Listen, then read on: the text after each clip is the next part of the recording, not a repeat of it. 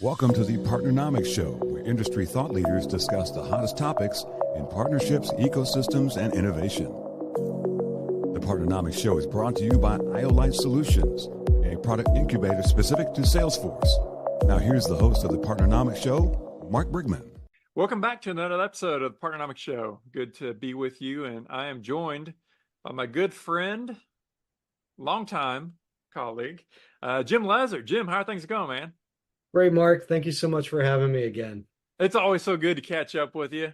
Just kind of hear Absolutely. Things that are going on, and awesome the good work that you're doing at LivTech, man. It's been so fun to kind of watch you, all the different challenges that you're tackling, new programs that you're putting in place. Now we've known each other long enough. It's multiple companies, but man, I really enjoy the times that we get to catch up.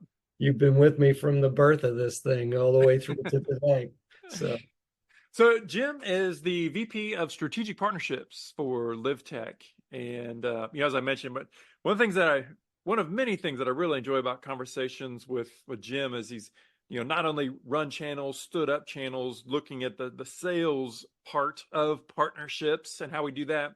But Jim also has a really strong background in more of integration, we call solutions partnerships, but more of that kind of that tech integration side. So it's interesting just to be able to talk with somebody that can kind of jam on both sides of the fence of different partnering programs. But Jim, if you wouldn't mind, I'd love for you to just take a minute or two and just kind of talk with folks that might not be familiar with your background or LivTech, what you do. Just kind of share a little bit about your background. Sure. So for my background, I started out in accounting and basically realized accounting was no fun. Got on the software side of the business, which naturally leads you to start to say, well, hey, I'm doing the consulting and implementation, and now I'm doing sales engineering, but I'm not getting any commissions, so maybe I should go do sales. And then that led naturally to a sales career. And then one of my clients that I would do like pre-consulting. And I went in, met with this one client. They were in healthcare. I absolutely loved them, loved their business, and basically said, can I come work here? And that got me into healthcare, believe it or not, 21 years ago. And then from there, basically continued to do sales, business development, partnerships there, and then was recruited in 2019 by MedBridge out of Seattle to come run their partnering program. And that was really my first foray into doing partnerships full time. That's how I found Partnernomics. And then in 2022 was recruited by LivTech to come lead their partnerships program. And so what LivTech is a portfolio of software solutions for post-acute care. Basically, it's all tech first, if you will, with just a couple tech-driven services that are wrapped into that umbrella. Well, Jim, I want to ask you about this word I talked about in 2014 whenever we launched Partnernomics, and people are like, what do you do? What is it that you guys do? And I'm like, well, we live in the world of strategic partnerships. We help companies really just become better at forming and managing strategic relationships. And I soon learned that strategic partnerships are like two of the most overused words in business in general. Strategic, everything is strategic, and partnerships, everybody partners everywhere, So, but strategic partnerships, as simple as that is, sometimes I have to chuckle because when I jump on the Zoom and meeting people from all over the world, we've each had 20 plus years in partnership space, but it's so funny how many times we start with the basics of just kind of making some definitions. And I just feel like we shouldn't be doing this anymore, but it's funny to me. But strategic partnerships, what does that term mean to you? And then, what does it kind of mean, or how has it evolved over your career? Yeah, it's the what is it not, right? And it's an interesting conversation because in the tech space where I've been, what I call strategic partnerships is the invention of something new, right? I have my solution A, you have your solution B, and we're going to make that equal C. And hopefully that adds more value overall, that if it then becomes 2 + 2 = 5, right? And I think that's the hard thing for a lot of people is that isn't super common Like there's typically not a lot of those partnerships. What most people are familiar with is the channel-ish partnerships or the relationship partnerships that are basically saying, hey, I've got a client base, you've got a client base, and we're going to market to one another's client base and share some revenue out of that stream. That's really just, you know, I've got one and you've got one, but I'm going to give you a piece of my one, you know. And so there's still value in it, and you'll still gain net new clients, but it's not the same thing as truly creating something from nothing. Yeah, I mean that's I'm exactly there. And strategic partnerships are those opportunities or those partners where you have the opportunity to create a competitive advantage. You have the opportunity to put some things together, right? It's your peanut butter and jelly. It's your 2 + 2 = 5 sort of a thing. But by definition, there has to be something unique, new, different that allows that. It's not kind of commoditized. No one has fully solved the equation yet. You're taking a bit of a risk, but in that, risk reward, but there's not an exact recipe. It hasn't kind of been done before. And it takes a more intense level of collaboration to pull that off. Exactly. And if I can give you an example of that, is one of the things that's kind of been interesting recently, some of the partnerships I working on, we're kind of changing business models, right? So the model is I sell this and I have something else, that works with that product. And now I'm sliding in this other product, and basically the model was, well, this was all my top line revenue, and now this is my top line revenue, plus I've got this revenue coming in from my partner that's higher margin revenue. And so being able to have those very transparent conversations and figure that out, that is highly strategic. How are we going to do that together when we both have to go sell this inside our organizations and get people to agree to it? And that is, you don't realize how much of a politician / salesperson you are until you start doing that stuff. So jack of all trades, for sure. Cross-functional, as we say, right? Cross-functional against all of these different organizations that we're selling into, you're trying to influence. Well, Jim, I want to take advantage of this opportunity and have you just kind of share some insights, maybe some recommendations specifically centered around tech integration relationships or, those solutions partnerships. So much of the types of partnerships that our teams run are channel, they're sales, yep. they're just focused, money, give me more money. But there's another world of partnerships, usually strategic partnerships that are available for us to use. What's some recommendations that you might share just from your background? So the common thread with everybody that's in the tech space that's going to go do partnerships, right, is, okay, we got to do integration, because there's way more value in integration. But integration immediately it's like turning a ship into the headwind of roadmap. And then, because roadmap's always full, nobody has any room to do anything new. And so while money can drive that, or opportunity can drive some change or be a wedge to kind of fit things in, I think that's really one of the biggest challenges that you have to work your way through is, okay, first of all, if we're going to do integration, is there an easy way to do that? Is there a small lift way to do that can be done in a sprint or two, that isn't as disruptive to roadmap? It can be piloted. It can be a proof of concept. Can I get some clients that are early adopters or early stakeholders who are willing to, go through the pain of seeing that get developed and knowing that the first pass isn't fully baked and it's probably, it's held together with spit and glue, so to speak, right?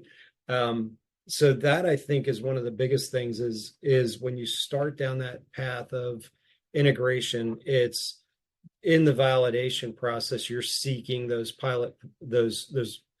early fans, right? Who are saying, yeah, this is highly valuable. If you guys can do this would be really valuable to me.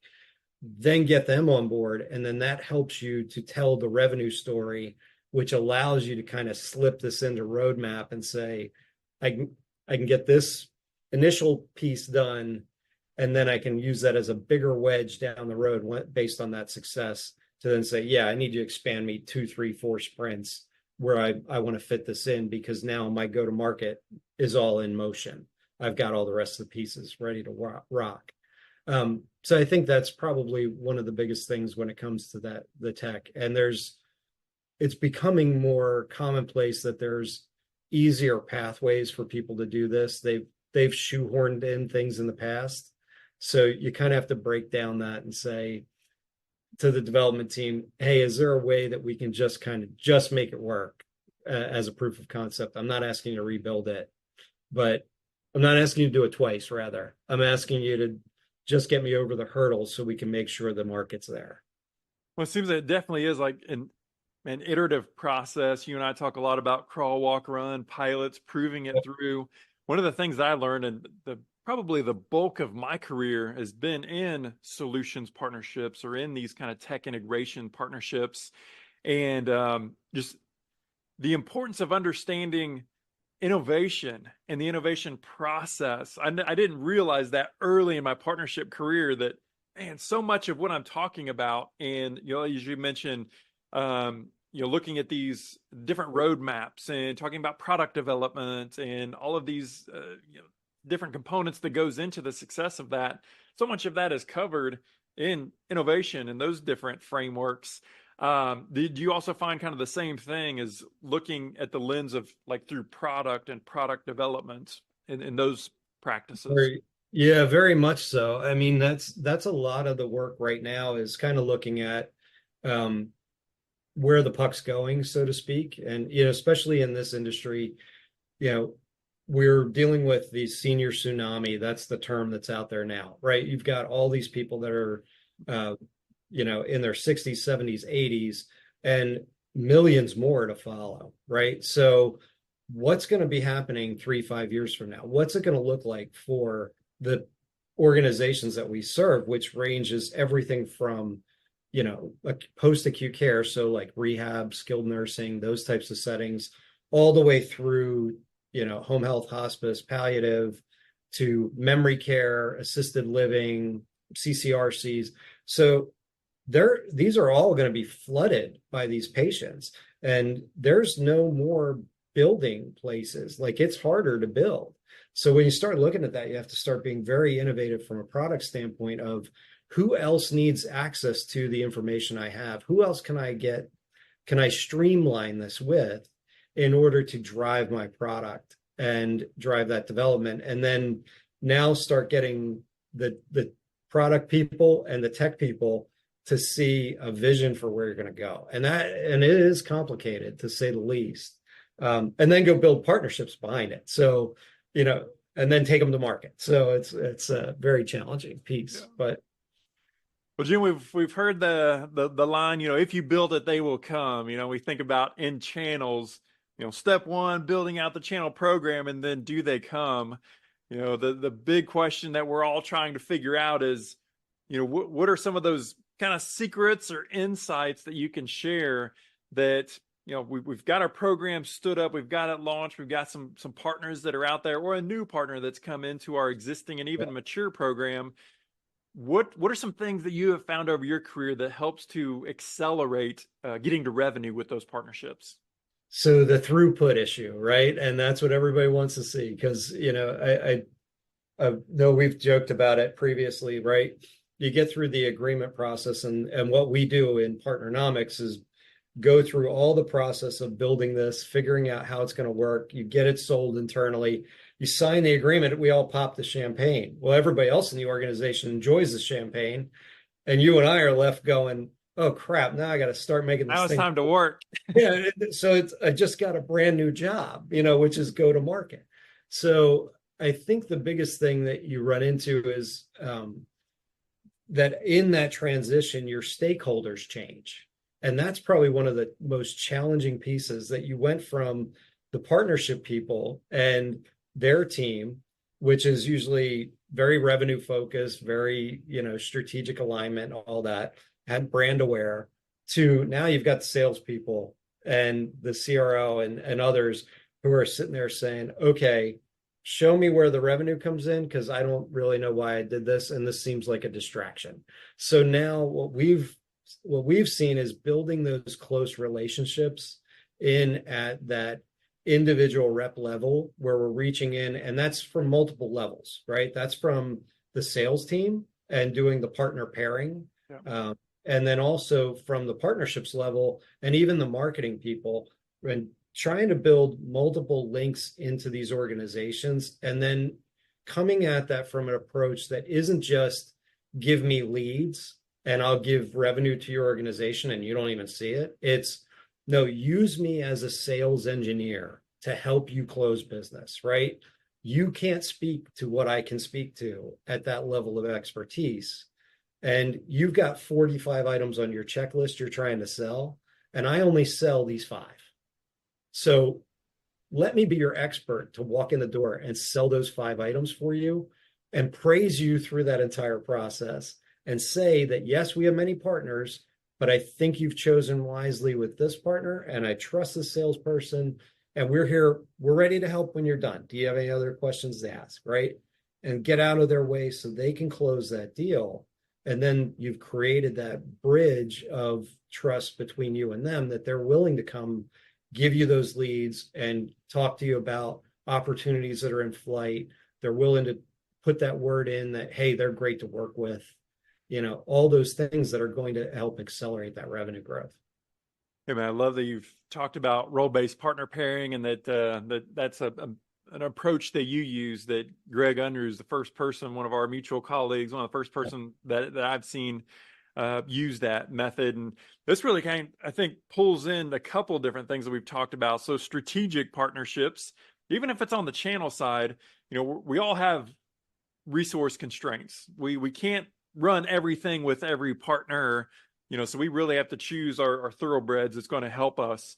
And so what we've seen a lot of clients do is, get that top echelon of partners, those truly strategic partners. It may only be 2 or 3 or 5 or 10, depending on the size of your organization, the complexities of what you're selling.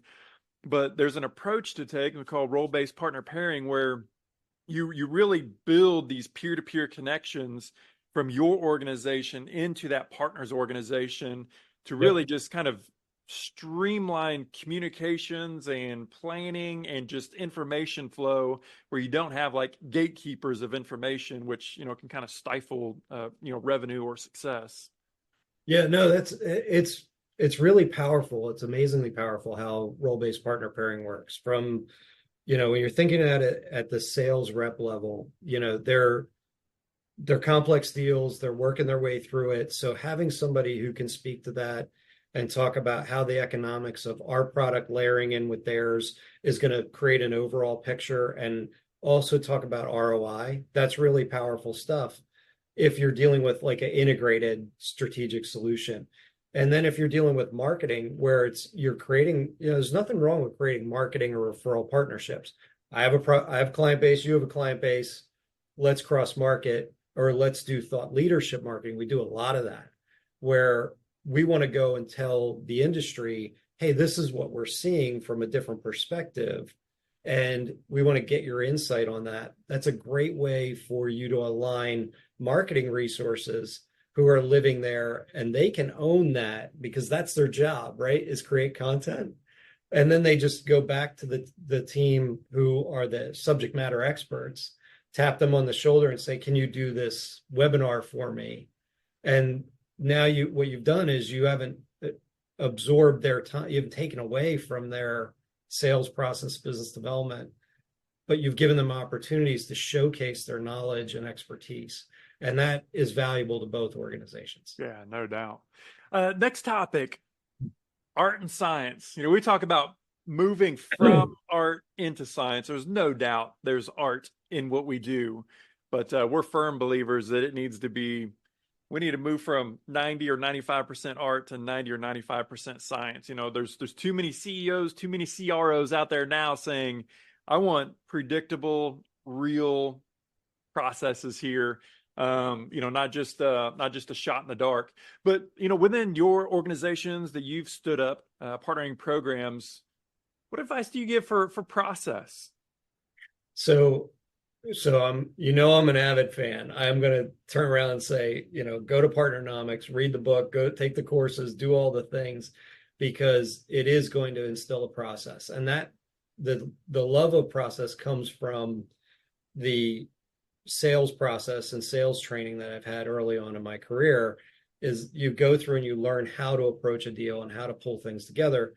Partnernomics does that same thing. And a lot of the tools that we use are things like the evaluation and prioritization model, where we talk about building, who's this client, or who's this partner, potential partner? What's their size? How many clients? What's the value? If we got their clients, what does it look like? And then, okay, now we can kind of rank and stack who we want to talk to and who our top targets are. But then once you get engaged and you get that deal, if you've done this enough using these tools, you end up with the SPLM, and you end up with the term sheet and those types of examples, and even the partner prep sheet. And you're able to cut through the process of getting to these answers, right? I think that's really a challenging piece, that people will look at it and they'll say, man, this is daunting to build, that complete SPLM and the organizational and strategic partnering programs.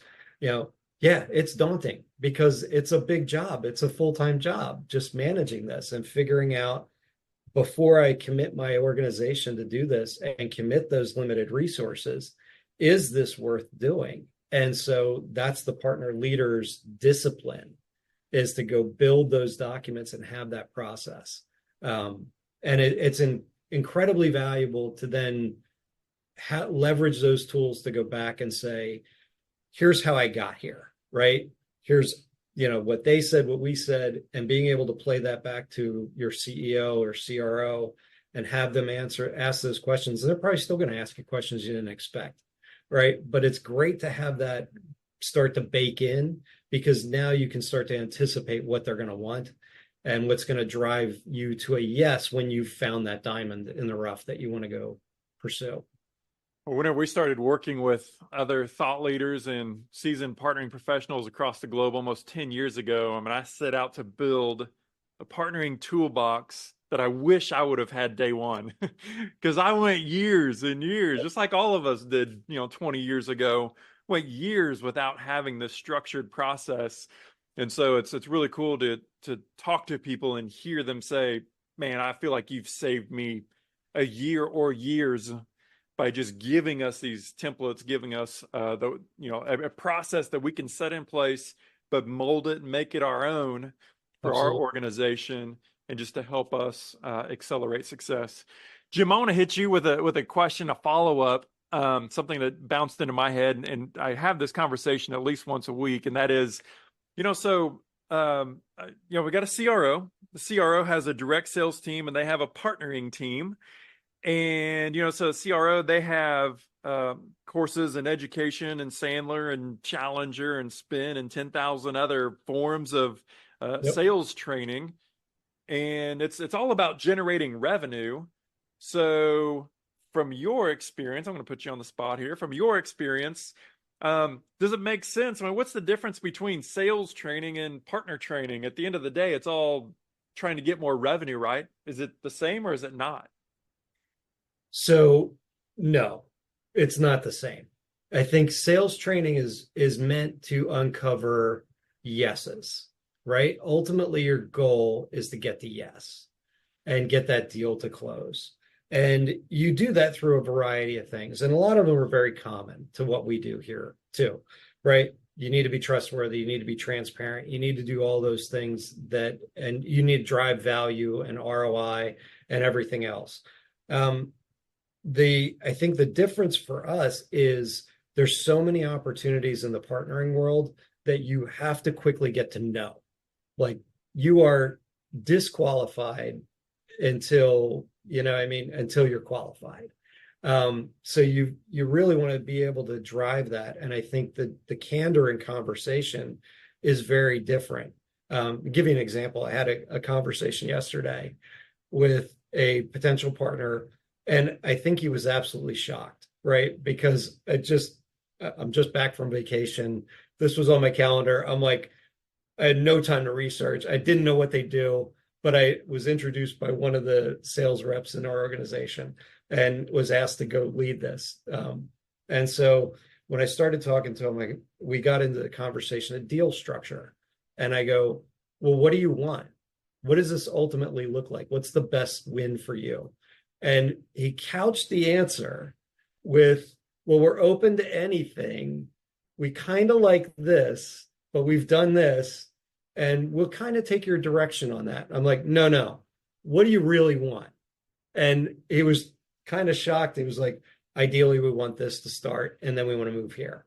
And I went, okay, that's great. I said, you're going to find them super transparent, because I just want to make this as quick as possible for us to be able to negotiate this deal. And I think that's the difference. A little bit of the difference that you get with sales training is you're always holding your cards just up against your vest, where with partnerships, it's kind of like, yeah, I have some numbers and things in my head for what this deal looks like. And I'm not necessarily telling you all of the things I'm willing to do, but deal structure, timing, number of clients, those pieces, all that stuff that we need to model this is going to be very exposed. Like we're going to get through this very quickly, so that we can just figure out whether there's a here here. Well, I love that you're talking to this partner candidate, but you're saying, I mean, what's in it for you? What do you want? How can we provide the most value to you? One of the coolest, I had this conversation with a gentleman by the name of Mike Millich. So Mike created a course for us in strategic negotiating. And Mike would say in his workshops, try to say yes to your partners or to your counterpart, but do it under business terms that make sense for you. And I think as partnering professionals, just like you did, I mean, give them permission to give the big ask. What is the maximum value that you could potentially give to them? And wouldn't it be awesome if you could say yes to them, but it also falls in business terms that make sense for you? I mean, that's truly when you form these awesome 2 + 2 = 5 relationships, like you had mentioned earlier. Yeah, no, it was a fun conversation, and it's, thanks to you and all the shepherding and guidance that you've given over the years. I had hair when I started this. Well, you're a quick study, Jim. You're easy to work with, man. I've really enjoyed the years we've spent together. Yeah, absolutely. No, it's been super, super helpful to have those conversations and be able to say, okay, how do we do this? And can you get to through quick conversations that go, yes, there's something here. We agree. And I want you to be happy at the end of the day. Because if you're not happy, then this isn't going to get off the ground. This is going to be a nightmare. So we say a partnership that works for one is a partnership that works for zero, right? I mean, you got to be providing value to both organizations. And frankly, I think that a lot of companies need to be better at saying no. I mean, just look at the success rates or the failure rates, whichever way you want to look at it, at partnerships. And we need to do a lot better job in the recruiting process. But Jim, thank you so much for sharing the insights, man. It's always great to check in with you, but I appreciate it. Good to see you're doing well and doing awesome things there at LivTech. Always a pleasure, Mark. Can't wait to be on again. Thanks, buddy. Oh, man, anytime for you, my friend. Thanks for joining us for this week's episode of the PARTNERNOMICS Show. Don't forget to subscribe to get the newest episodes at thepartnernomicsshow.com. Special thanks to our sponsors, Iolite. To learn more about Iolite, visit iolitepro.com. And Partnernomics, the science of partnering. To learn more about the suite of Partnernomics courses, coaching programs, and consulting services, visit partnernomics.com. See you on the next episode.